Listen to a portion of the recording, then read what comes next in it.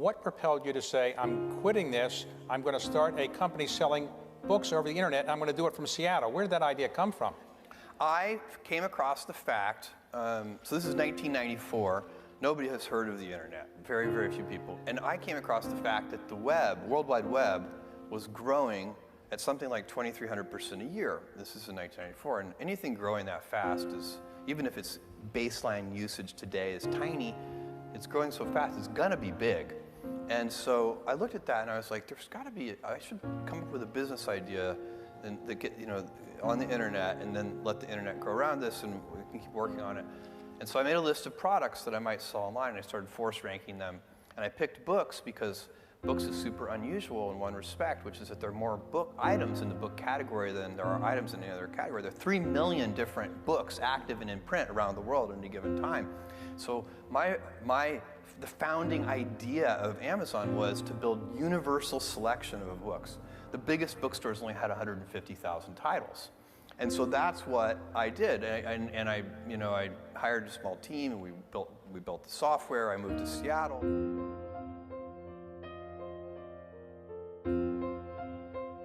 Everything I've ever done has started small. Amazon started with a couple of people, and Blue Origin started with 5 people, and the budget at Blue Origin was very, very small. Now the budget at Blue Origin approaches $1 billion a year. The next year it'll be more than $1 billion. And Amazon, it literally was 10 people. Today it's 500,000 people, but it's hard to remember for you guys, but for me it's like yesterday. I was driving the packages to the post office myself, and hoping one day we could afford a forklift. And so for me, I've seen small things get big, and it's part of this day one mentality. I like treating things as if they're small. Amazon, even though it is a large company, I wanted to have the heart and spirit of a small one.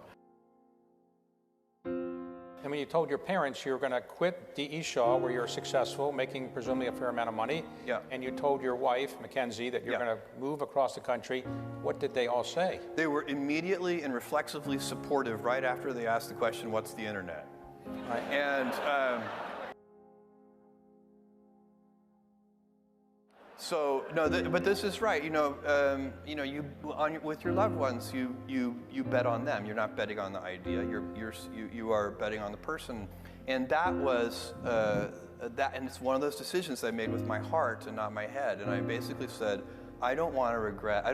When I'm 80, now 90, I want to have minimized the number of regrets that I have in my life. And most of our regrets are acts of omission. They're things we didn't try. It's the path untraveled. Those are the things that haunt us.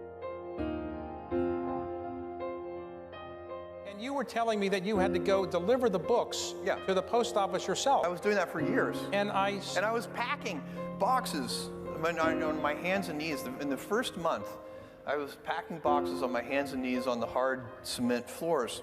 And with somebody else standing next to me, kneeling next to me, we're packing. And I said, you know what we need? Knee pads. This is killing my knees. And this guy packing alongside me said, we need packing tables. And I was like, oh, that's the most brilliant idea I've ever heard. And the next day I went and bought packing tables, and it like doubled our productivity.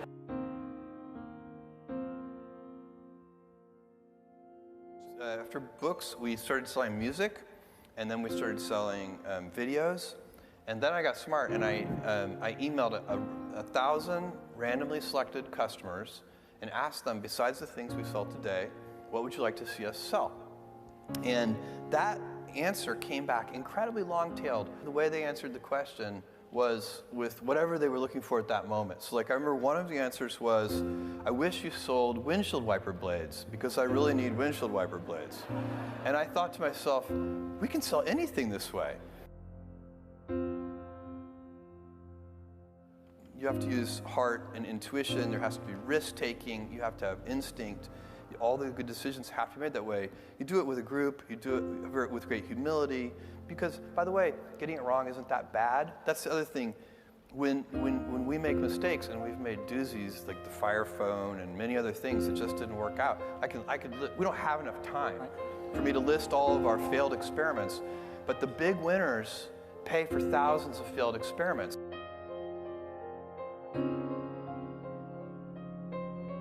So let's talk about that with another, I guess this is a corollary. Now that you have about 600,000 employees, I calculated you're adding about 250 people a day. You've mentioned that you're trying to fend off day two. Yeah. And you've said that day two is stasis, followed by irrelevance, followed by excruciatingly painful decline, followed by death. That is why it is always day one. Yeah. How's that work? Well, so day one, this is a phrase that we use at Amazon all the time. I've been using it in my first annual shareholder letter from 20 years ago. And we say it's always day one. And it needs to be day one for the reason that you just mentioned. And so the real question for me is, how do you go about maintaining a day one culture? You know, it's great to have the scale of Amazon. We have financial resources. We have lots of brilliant people. We can accomplish great things. We have global scopes. We have operations all over the world. But the downside of that is that you can lose your nimbleness. You can lose your entrepreneurial spirit. You can lose that kind of heart that small companies often have. And so if you could have the best of both worlds, if you can have that entrepreneurial spirit and heart, while at the same time having all the advantages that come with scale and scope, think of the things that you could do. And so the question is, how do you achieve that? The scale is good because it makes you robust. You know, a big boxer can take a punch to the head. The question is, you also want to dodge those punches. So you'd like to be nimble. You want to be big and nimble. And I find that there are a lot of things that are protective of the day one mentality. I already spent some time on one of them, which is customer obsession. I think that's the most important thing. If you can, and it gets harder as you get bigger. When you're a little tiny company, say you're a 10-person startup company, every single person in the company is focused on the customer. When you get to be a bigger company, you've got middle managers, and you've got all these layers, and those people aren't on the front lines. They're not interacting with customers every day.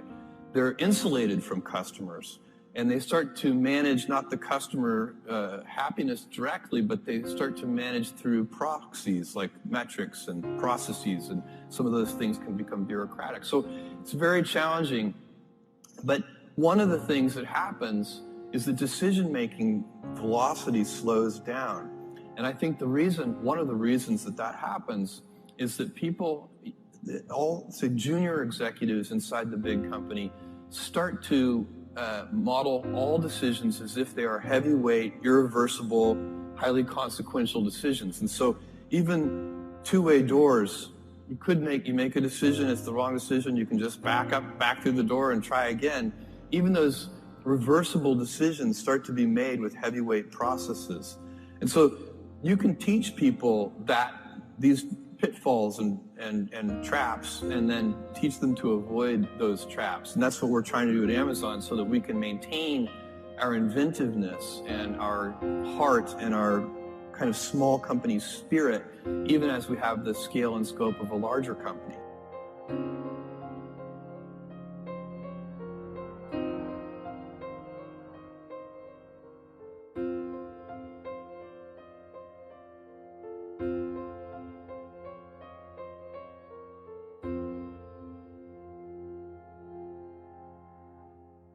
I think this one is a very important question. What does day two look like?